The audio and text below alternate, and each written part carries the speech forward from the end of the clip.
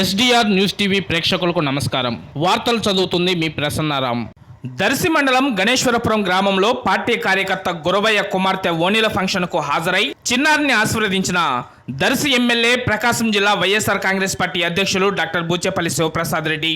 అనంతరం దర్శి అద్దంకి రోడ్లోని శ్రీ వాసవి కన్నికా పరమేశ్వరి దేవాలయంలో దసరా శరన్నవరాత్రి ఉత్సవాల్లో పాల్గొని ప్రత్యేక పూజా కార్యక్రమాలు నిర్వహించడం జరిగింది.